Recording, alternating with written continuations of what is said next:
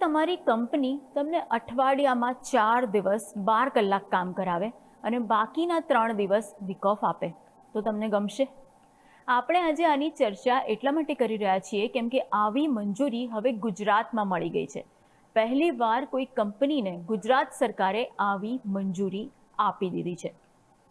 ગુજરાતમાં સેમિકન્ડક્ટર બનાવતી એક કંપની છે માઇક્રોન, અને આ માઇક્રોનને આ પ્રકારની મંજૂરી ગુજરાત સરકારે આપી છે. અને તેની સાથે જ કામકાજના નવા કલાકોમાં ફેરફારનો રસ્તો છે એ હવે ખુલી ગયો છે. ગુજરાત સરકારે રોજના કામના મહત્તમ કલાક 9થી વધારીને 12 કલાક સુધી કરવાની જોગવાઈ કરી છે. આ 12 કલાકમાં આરામનો સમય પણ સામેલ છે. અને શરત એ છે કે અઠવાડિયાના જે કુલ કામના કલાક છે એ 48 કલાકથી વધુ ન થવા જોઈએ.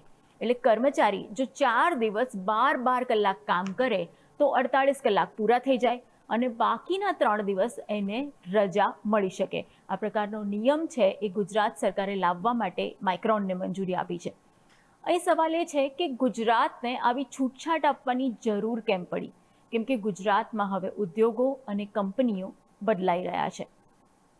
ગુજરાતમાં semiconductor, electronics, chemicals, pharmaceuticals, engineering અને કેટલીક અન્ય મેન્યુફેક્ચરિંગ પ્રોજેક્ટ્સ માટેના રોકાણ છે એ આવી રહ્યા છે. ખાસ કરીને સેમિકન્ડક્ટર ઉદ્યોગની જો વાત કરીએ તો એમાં ઉત્પાદન સતત ચાલતું રહેતું હોય છે. મશીનરી અને પ્લાન્ટ છે એ 24 કલાક કાર્યરત રાખવાની એક જરૂર પડી શકે છે અને કેટલાક કામ માટે પીપીઈ કિટ પહેરીને પણ કામ કરવાની ફરજ પડે છે. ત્યારે વધુ દિવસ સુધી આ પ્રક્રિયા ન કરવી પડે તે માઇક્રોન જેવી કંપનીને એ જરૂરી છે અને એટલા જ માટે એને સરકાર પાસેથી આ છૂટ મેળવી છે. કંપનીઓ માટે સૌથી મોટો ફાયદો એ છે કે કામના કલાકોને એ પોતાના પ્રોડક્શન જરૂરિયાત પ્રમાણે ગોઠવવાની ફ્લેક્સિબિલિટી એને મળે છે. પરંતુ કર્મચારી માટે આ નિર્ણયથી ફાયદો શું? કર્મચારીઓ માટે જોઈએ તો આના સારા અને નરસા બંને પાસા છે. જો 48 કલાકનું કામ 4 દિવસમાં પૂરું થાય તો 3 દિવસ સુધી સતત રજા મળે છે. એટલે રોજની જે આવન જાવન છે એ ઓછી થાય છે. પરિવાર માટે વધુ સમય અને સતત 3 દિવસનો બ્રેક તમને મળે છે. દૂરથી આવતા કર્મચારીઓ માટે આ એક કન્વિનિયન્ટ ઓપ્શન હોઈ શકે, કારણ કે તેમને જે રોજથી આવવાનું છે, દૂરથી આવવાનું છે કે અપડાઉન કરવાનું છે, તો એવા કર્મચારીઓ માટે ટ્રાન્સપોર્ટેશનનો એક ખર્ચ અને સમય બંને બચે છે. સાથે જ 3 દિવસનો બ્રેક મળતો હોવાથી એક માનસિક શાંતિનો અનુભવ પણ ઘણા કેસીસમાં થઈ શકે છે. પરંતુ બીજી બાજુ સવાલ પણ એટલો જ મોટો છે કે 12 કલાક કામ કરવું કેટલું સરળ રહેશે? લાંબી શિફ્ટથી થાક વધી શકે છે. થાકથી પ્રોડક્ટિવિટી અને વર્કપ્લેસ સેફટી પર પણ એક અસર થવાની શક્યતા છે. એટલે કાયદો માત્ર કલાકો વધારતો નથી, પરંતુ તેની સાથે વર્કરનું કન્સેન્ટ છે, રેસ્ટ ઇન્ટરવલ છે અને સાથે જ ઓવરટાઈમ છે, એના જેવા એક સેફગાર્ડ્સ છે એ પણ અહીંયા મૂકી આપે છે. એટલે એનું પાલન કરવું ખૂબ જ જરૂરી બને છે. ગુજરાતમાં સરકારે આ કંપનીને મંજૂરી આપી છે, પણ આ કાયદો ખૂબ જ કડક રાખવામાં આવ્યો છે અને મંજૂરીઓ પણ તેના માટે સતત જરૂરી છે. ગુજરાત સરકારે સ્પષ્ટ કર્યું છે કે કોઈ પણ કંપનીએ આ નિયમ લાગુ કરતા પહેલા સરકારની મંજૂરી અચૂક લેવી પડશે અને એની સાથે જ જે કર્મચારી 12 કલાકની શિફ્ટ કરવા માટે તૈયાર થાય તો જ તેની પાસે શિફ્ટ કરાવવાની અને તેની લેખિત મંજૂરી પણ કંપનીએ લીધેલી હોવી એ ખૂબ જ જરૂરી છે અને તો જ આ નિયમ કંપની એ કર્મચારી પર લાગુ કરી શકશે.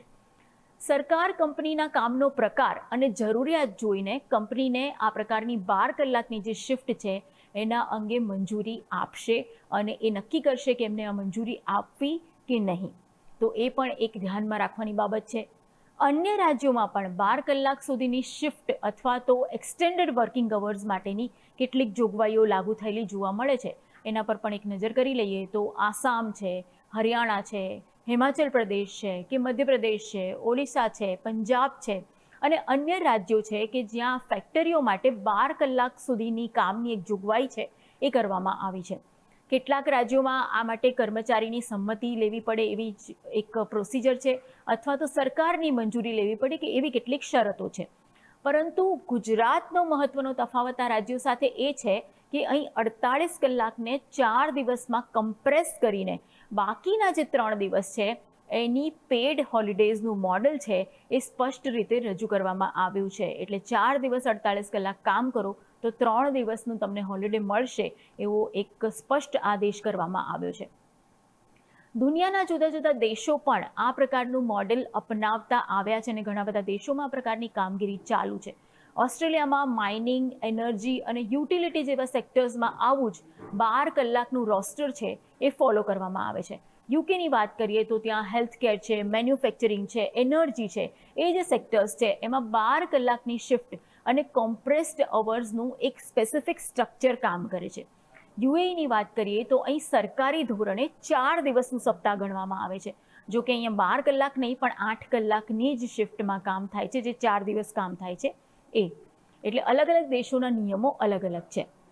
જો કે દરેક સેક્ટરમાં આ પ્રકારની સિસ્ટમ લાગુ કરવી શક્ય પણ નથી. આઈટીનું ફિલ્ડ હોય કે પછી મીડિયા ફિલ્ડ હોય, ત્યાં સતત માણસોની જરૂર પડતી હોય છે. તેથી આ મોડેલ લાગુ કરવું અહીંયા ખૂબ જ અઘરું થઈ જાય છે. વળી જોવાનું એ પણ રહેશે કે 48 કલાકના નિયમનું પાલન એકદમ ચુસ્તપણે થાય, નહીં તો કંપનીઓ કામના કલાકો વધારી દે અને રજાના દિવસો એના એ જ રહે એવું પણ થાય.